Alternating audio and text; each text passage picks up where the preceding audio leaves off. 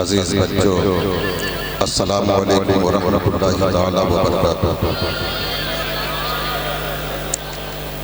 अल्हम्दुलिल्लाह अल्हम्दुलिल्लाहि रब्बिल आलमीन वल आक़िबतु लिल मुत्तक़ीन वस्सलातु वस्सलामु अला सय्यिदिल अंबिया'i वल मुरसलीन व अला आलिहि व अस्हाबिहि अजमईन। अम्मा बाद फ़अऊज़ु बिल्लाहि मिनश शैतानिर रजीम।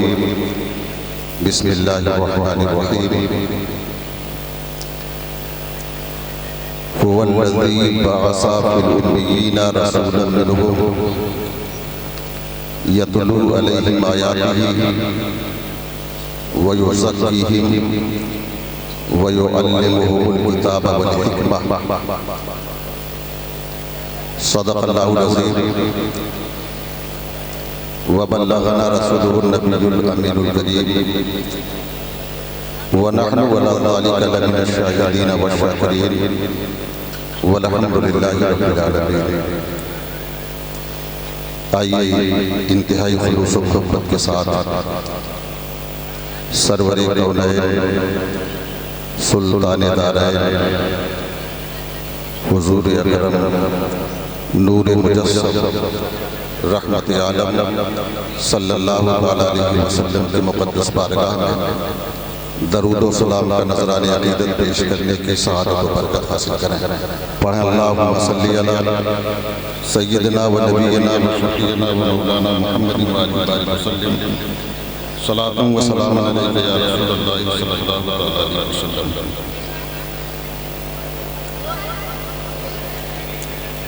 मुअज़्ज़ज़ सामीन, तकरीर करने की बिल्कुल तबीयत नहीं थी,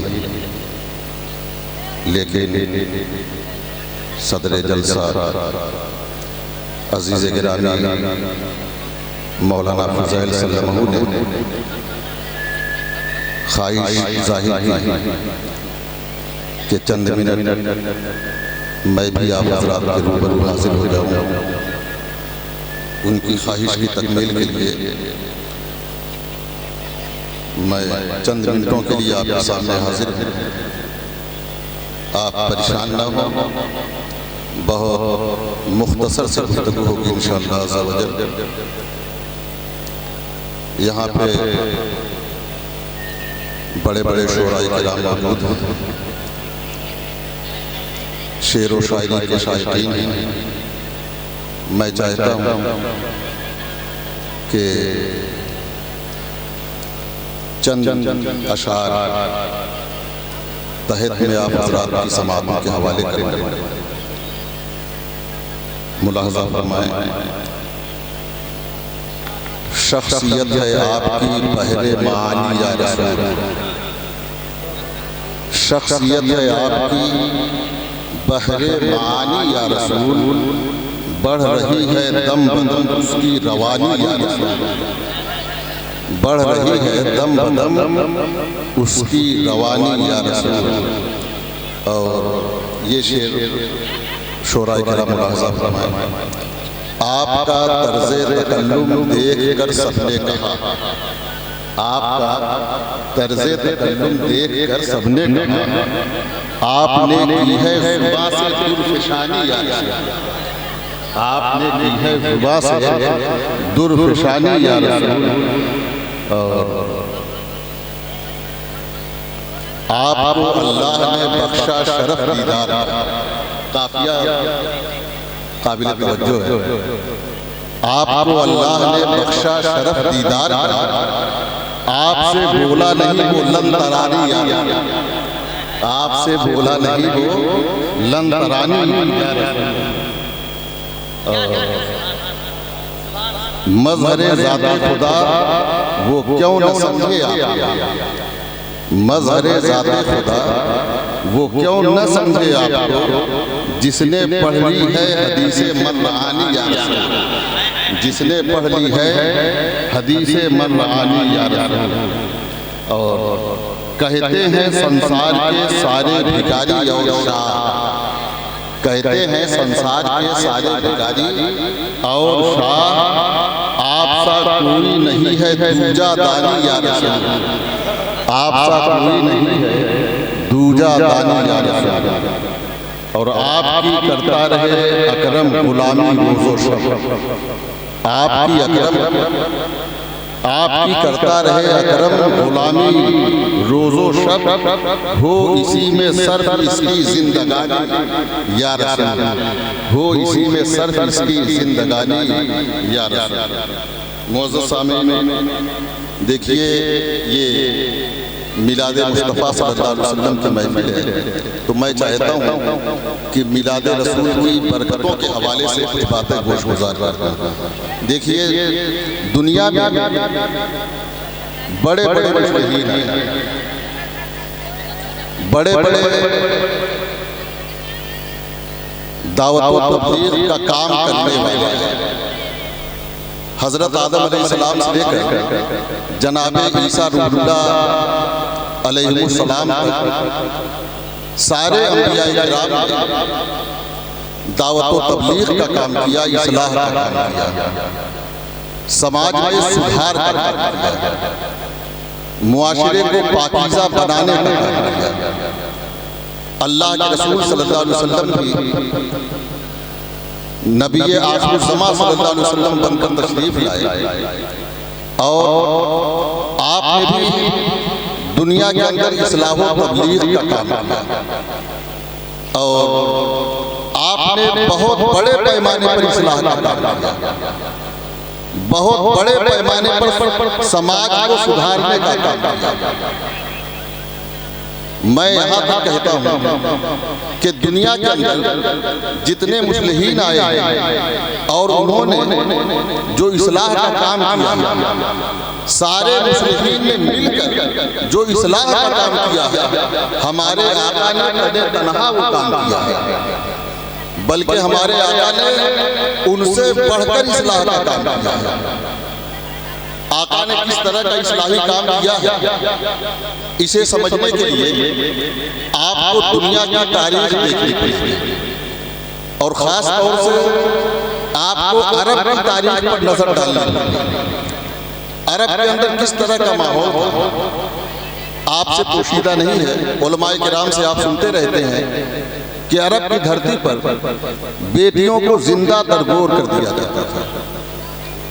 अरब में पैगंबर के आने से पहले कबायली असबियत का दौर था।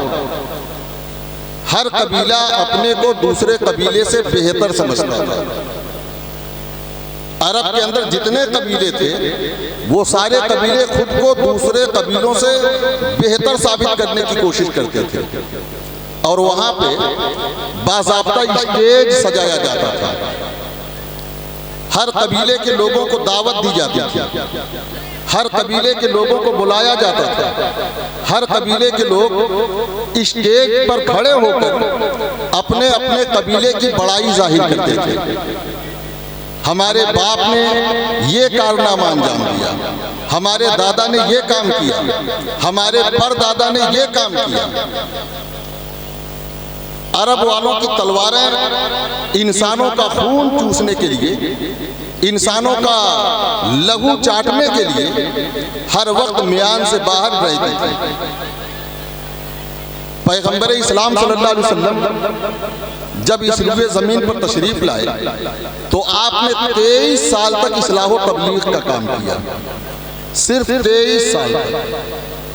लेकिन उस 23 साला मुद्दत में जो आपने इस्लाह व तबलीग का काम किया, उसका असर ये हुआ कि बदअमली की जगह खुश अमली आ गई लोगों के अंदर, बद अखलाकी की जगह खुश अखलाकी आ गई, जुल्म की जगह इंसाफ आ गया और असबियत की जगह पे उखुवत व भाईचारगी पैदा हो गई। पैगंबर इस्लाम सल्लल्लाहु अलैहि वसल्लम ने किस तरह से कबायली असबियत को खत्म किया है, खानदानी तफाखुर का जनाजा निकाला है। आप के सामने मैं एक मिसाल रखना चाहता हूँ कि पैगंबर ने किस तरह से लोगों को जोड़ने का काम किया है और कबायली असबियत को किस तरह से खत्म किया है। आप इस वाक़े पर नजर डालिए।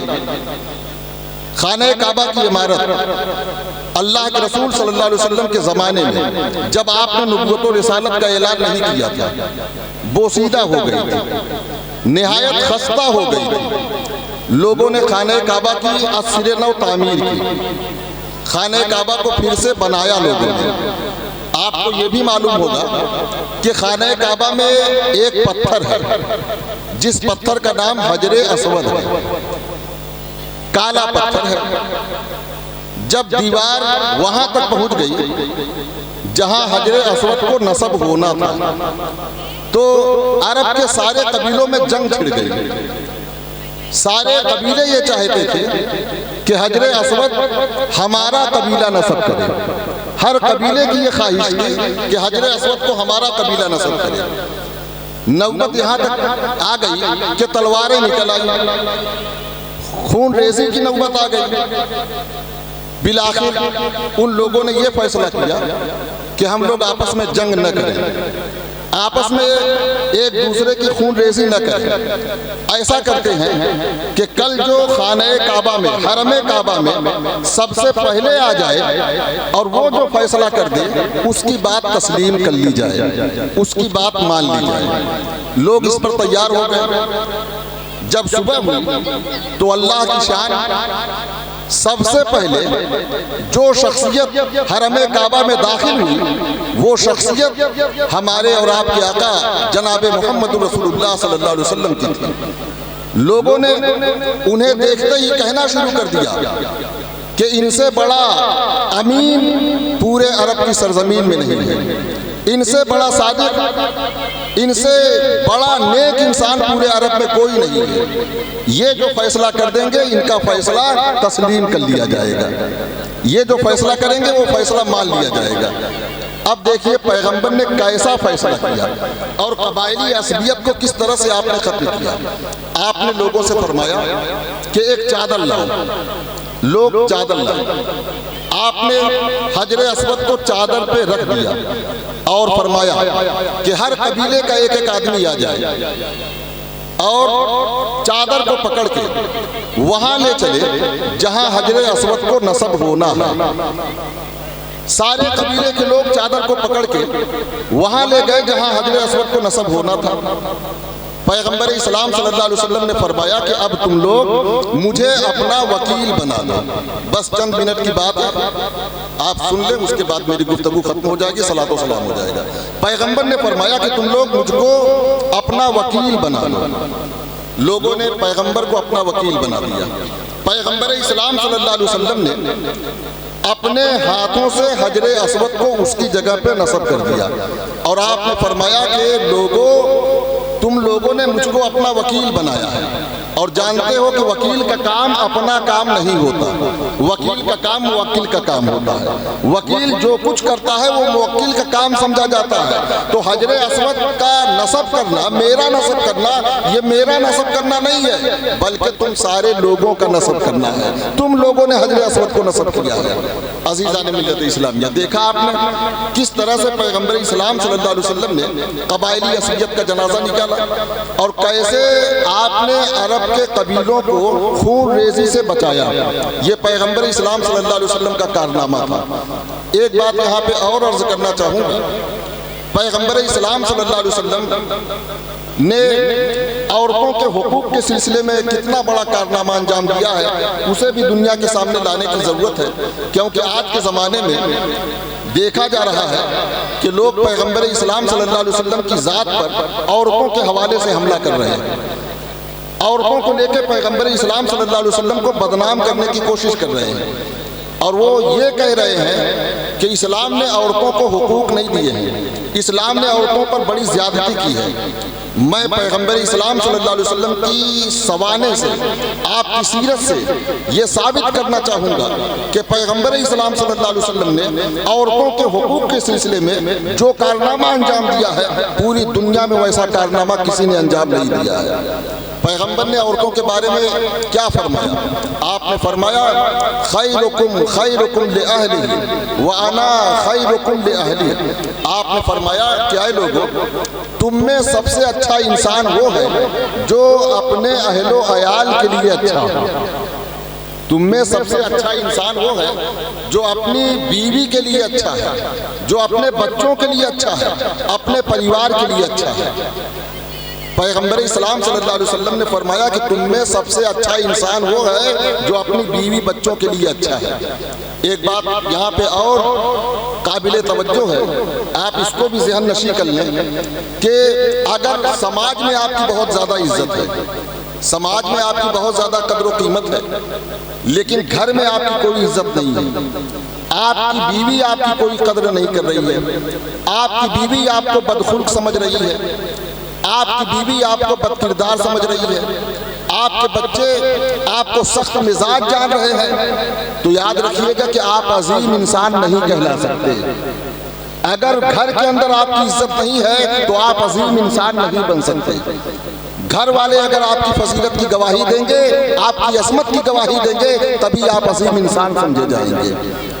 पैगंबर इस्लाम सल्लल्लाहु अलैहि वसल्लम की ज़ात गिरामी देखिए कि आपने अपने कैरेक्टर को घर के अंदर किस तरह से मजबूत किया है, आपने अपनी बीवियों के सामने किस तरह का अखलाक पेश किया है, और आपकी बीवियों ने किस तरह से आपके अखलाक की गवाही दी है। हज़रत आयशा सिद्दीक़ा रज़ियल्लाहु तआला अन्हा से पूछा गया, उम्मुल मोमिनीन, आप हुजूर के अखलाक के बारे में बताएं कि हुजूर का अखलाक कैसा था। तो हज़रत आयशा सिद्दीक़ा रज़ियल्लाहु तआला अन्हा ने फरमाया, खुलुकुहुल कुरान, काना खुलुकुहुल कुरान, कि अल्लाह के रसूल सल्लल्लाहु अलैहि वसल्लम का अखलाक कुरान था। अल्लाह के रसूल का अखलाक कुरान था। आपकी बीवी आपके अखलाक की गवाही दे रही है। याद रखिएगा, अगर आज दुनिया में आपकी बीवी आपके खिलाफ है, आपके बच्चे आपके खिलाफ हैं, तो कल मैदान महशर में भी आपकी बीवी आपके खिलाफ रहेगी। कल मैदान महशर में भी आपकी बीवी आपके खिलाफ गवाही देगी। मैदान महशर में आपके बच्चे आपके खिलाफ गवाही देंगे, आपके वालिदैन आपके खिलाफ गवाही देंगे। इसलिए घर के अंदर अपने कैरेक्टर को मजबूत कीजिए, बीवी बच्चों के सामने अपने अखलाक को पेश कीजिए। अगर आप अपनी बीवी बच्चों के सामने अपना अखलाक पेश करेंगे और उनके सामने अपनी अजमत का लोहा मनवाएंगे, तब आप समाज के अंदर काबिले इज्जत होंगे, समाज के अंदर काबिले एहतराम होंगे। आप ये ना समझिए, बहुत सारे लोगों के ज़हन में ये सवाल हो रहा होगा, ये सवाल आता होगा कि कुछ औरतें ऐसी होती हैं, मर्द तो वाकई खुश अखलाक होते हैं, कैरेक्टर के धनी होते हैं, लेकिन कुछ औरतें वाकई बदखुल्क होती हैं, बदमिजाज होती हैं। उनके लिए उनका शौहर चाहे जो कुछ कर दे, लेकिन उनके लिए कम ही होता है। वो कभी अपने शौहर के अखलाक से खुश नहीं होती, वो कभी अपने शौहर के कामों से खुश नहीं होती। तो अगर ये सूरत हो कि आपकी औरत बदअखलाक हो और आप खुश अखलाक हो, तो औरत की बदअखलाकी से आपकी अजमत पर कोई फर्क नहीं होगा, फर्क नहीं पड़ेगा, आपके कैरेक्टर पर कोई फर्क नहीं आएगा। और औरतें बहुत सारी वाकई ऐसी होती हैं जो अपने शौहर की वाकई नाशुक्री करती हैं, शौहर की अजमत कभी तस्लीम नहीं करती हैं। बहुत सारी बातें, बहुत सारे वाक़यात इस तरह के हैं। एक बुजुर्ग का मैं वाक़या आपके सामने पेश करना चाहूँगा।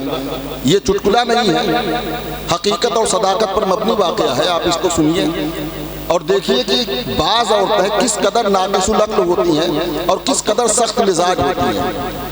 एक बुजुर्ग थे जिनकी समाज में बड़ी इज्जत थी, लोग जिनकी बड़ी कदर करते थे, बेशुमार करामतें उनसे जाहिर होती थी, लेकिन उनकी बीवी उनकी अजमत तस्लीम नहीं करती थी। उनकी बीवी हमेशा उनके अंदर कमी निकालती रहती थी।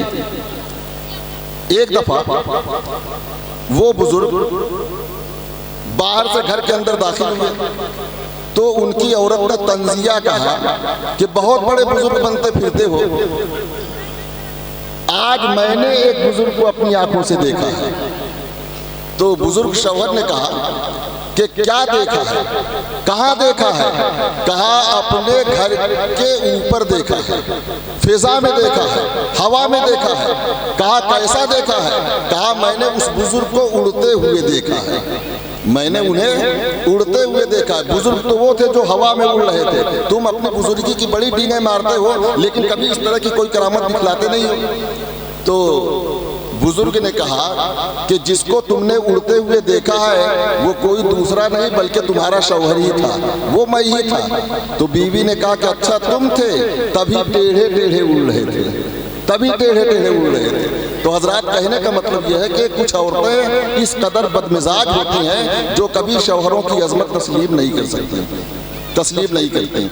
तो हमें अपने अखलाक को मजबूत करना है, अपने कैरेक्टर को मजबूत करना है।